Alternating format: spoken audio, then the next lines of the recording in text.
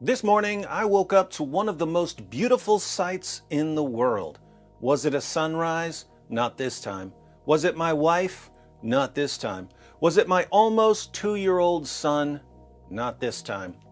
Today, I woke up and saw the thumbnail for Frank Turek's latest video on Islam. The video is titled, "Is Islam False? Watch This," and the thumbnail features a cartoon of Muhammad. Those of you who are the same age Aisha was when Muhammad climbed on top of her probably won't remember what happened 5 years ago because you were only 4 years old at the time. But back in 2015, 2 jihadis stormed the Paris headquarters of the satirical magazine Charlie Hebdo, shouting Allahu Akbar and the Prophet is avenged as they killed 12 people and injured 11 more. These jihadis went on a killing spree because the paper had been publishing cartoons of Muhammad. Carnage over cartoons. 10 years earlier, the Danish paper Jyllands-Posten caused an international uproar by publishing several cartoons depicting Muhammad. More than 250 people were killed in riots. Carnage over cartoons. Now, I would take it for granted that if a group starts slaughtering people over cartoons, journalists of all people need to take a stand for freedom of speech by printing the cartoons and discussing them. If journalists back down, they're basically telling terrorists that violence is the way to get what they want, and that would be music to a terrorist's ears, as long as we ignore the fact that most music is haram.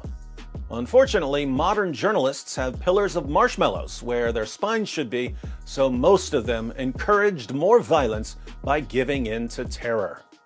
But some of us kept sharing the Muhammad cartoons to let jihadis know that violence won't help them get their way. Killing people over cartoons will cause us to share the cartoons more. Here we are, just a few years later, and a mainstream Christian ministry can proudly post a cartoon of Muhammad on YouTube and no one dies or even gets threatened. That's progress. It's good for Muslims that jihadis aren't killing over cartoons. It's good for non-Muslims that jihadis aren't killing over cartoons. But there's another reason to be excited about the change that's taken place.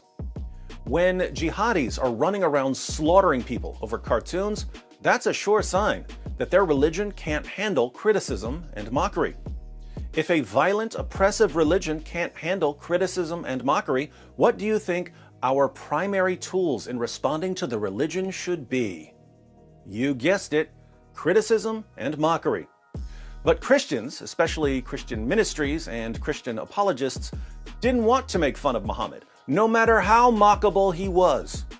When a man has sex with a prepubescent girl and marries the wife of his own adopted son and beats his wives and allows his followers to hire prostitutes and walks around covered in semen and sucks on the tongues of little boys, he's basically inviting the world to mock him. He's begging us to mock him. He's saying, "Please mock me."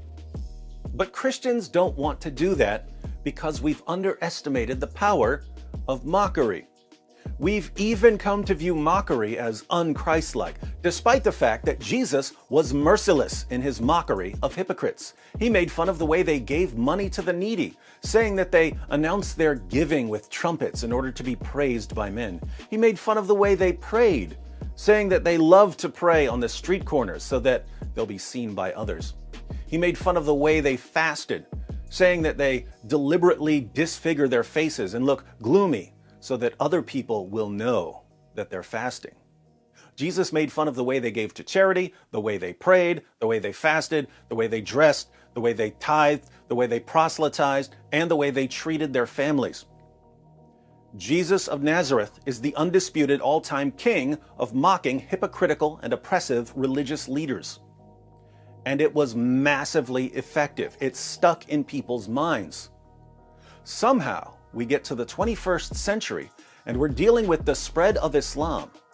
And we have the most wide-open target for mockery in history, Muhammad, and we think that mocking him would be un-Christ-like and counterproductive. Why do we think that? 2 main reasons. One, Christianity has become pathetically soft to the point of abject cowardice. And 2, Christians have been manipulated into thinking that criticizing and mocking Muhammad will keep us from reaching Muslims.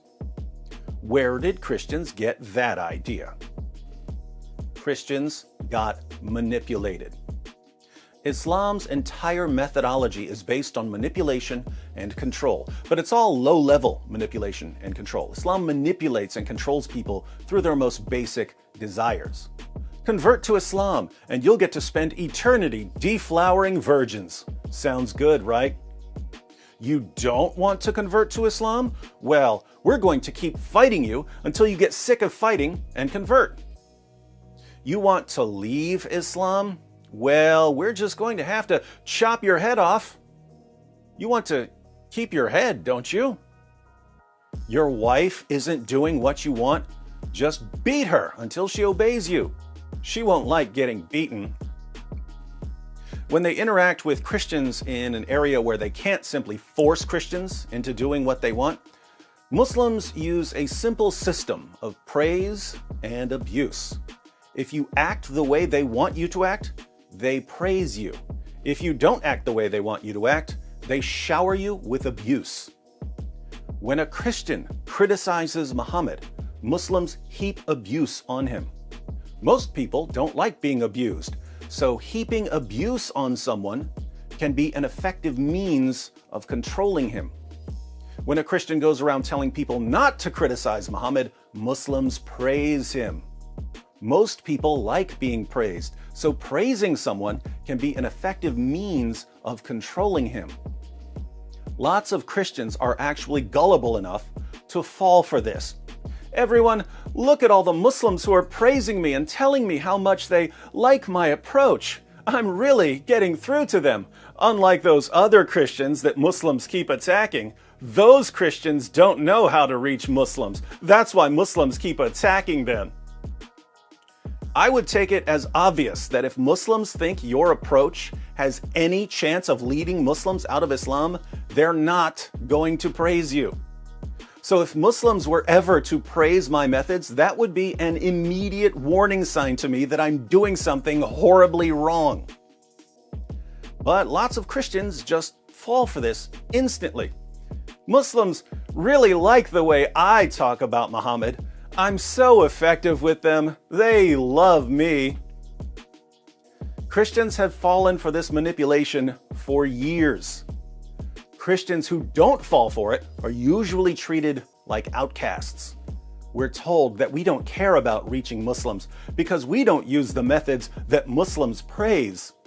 Instead, we use the methods that send Muslims into an uproar. Shame on us. That's been my experience for the past decade and a half or so.